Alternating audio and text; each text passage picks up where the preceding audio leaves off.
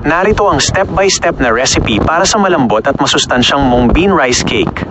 Isang mainam na paraan ito para pag-isahin ang sustansya ng munggo at ang nakakabusog na rice, lalo na kung naghahanap ka ng bagong merienda na patok sa pamilya.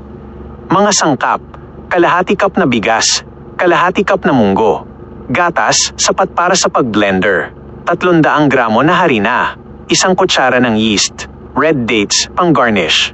Paraan ng pagluluto: 1. Pagbabad. Pagsamahin ng bigas at munggo sa isang mangkok. Lagyan ng tubig at ibabad sa loob ng 1 oras. 2. Pag-blend. Pagkatapos ibabad, ilipat ang mga sangkap sa blender. Magdagdag ng gatas at i-blend ng 2 minuto hanggang sa maging napakakinis ng texture. 3. Paghalo ng batter, ilipat ang mixture sa isang malaking mangkok. Ihalo ang harina at yeast. Haluing mabuti hanggang sa maging smooth ang batter. 4. Pag-mold, ilagay ang batter sa mga maliliit na steaming bowls. Punuin ang bawat mangkok hanggang 3 kapat, 3/4 na puno. 5. Pag-garnish, maglagay ng red date sa ibabaw para sa dagdag na linamnam. 6. Pag-steaming, ilagay ang mga mangkok sa steamer at hayaan itong magpahinga ng 10 minuto. Pagkatapos, pakuluan ang tubig sa steamer at i-steam ang mga cake ng 30 minuto. 7. Paghain.